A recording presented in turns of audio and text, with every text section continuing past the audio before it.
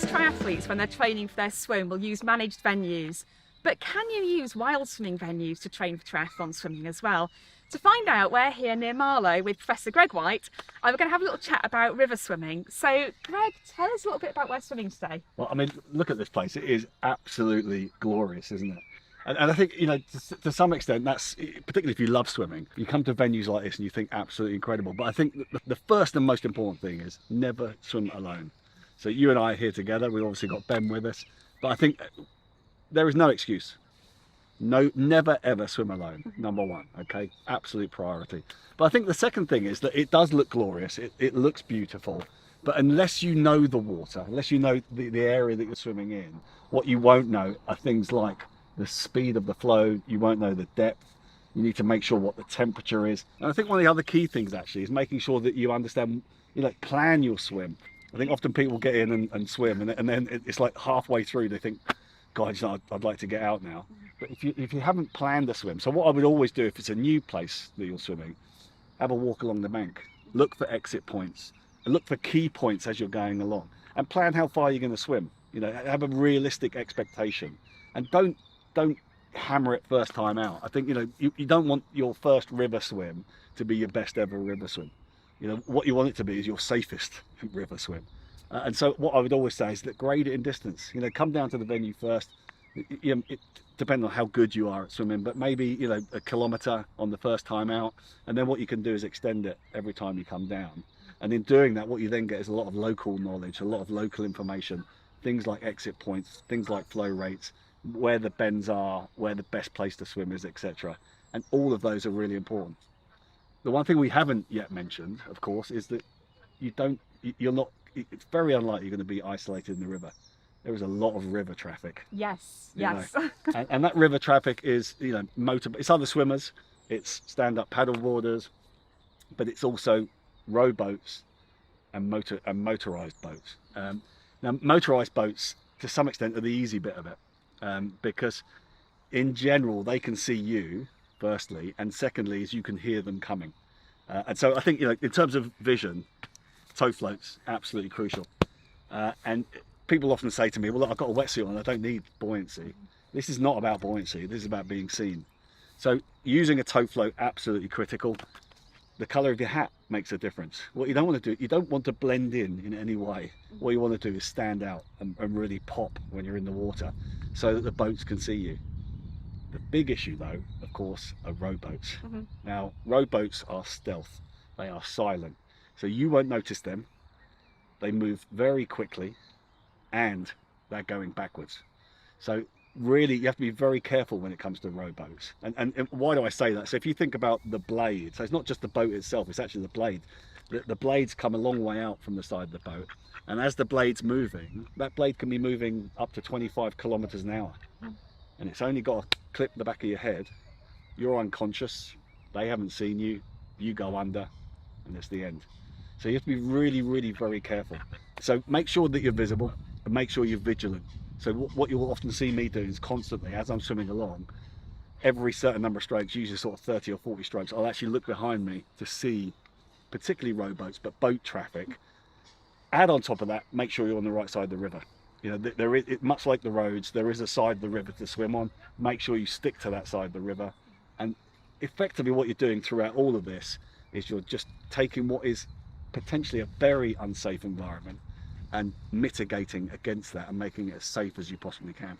So a lot of it is about risk management and doing the things that a managed venue would do for you and just being sensible about those. 100%. And I think the critical thing is it's your responsibility to do that. You can't rely upon other people. And I think, you know, local knowledge is really important, and making sure you gather as much as that, but don't solely rely upon that. You know, do your homework, make sure that you know that it's safe, make sure that you've got everything in place. So make sure that you've got exit points as you go up, you know where those exit points are. Crucially, when you get out, make sure you've got the right equipment with you, that if it is cold, you can rewarm successfully without any problems. Your responsibility, make sure you plan the swim, and if you do that, you'll be as safe as you can. So you've already touched upon it, but sewage and pollution in the rivers is a big topic in the UK at the moment, and it's certainly something that would deter a lot of people from swimming in their local rivers. So you've mentioned the Environment Agency, and also I think Surfers Against Sewage have got quite a big campaign at the moment Yep. to try and help our rivers. But what can be done and what is being done at the moment? So I think water quality is probably the crucial thing. You know, to my mind, look, what I'm looking at there is a river. What I don't want to be looking at is an open sewer. And I think that those organisations that feel that it's right and proper to dump sewage into the rivers, I think it's an absolute disgrace. And so you're right, there are a whole host of campaign groups who are working for this. It is the job in this particular river of the Environment Agency to make sure water quality is sufficient for us to swim. But I think actually, be an activist. I think get involved in that. If it is something that you're passionate about, and it's something that we're passionate about, is get involved with people and make sure that the message is out there.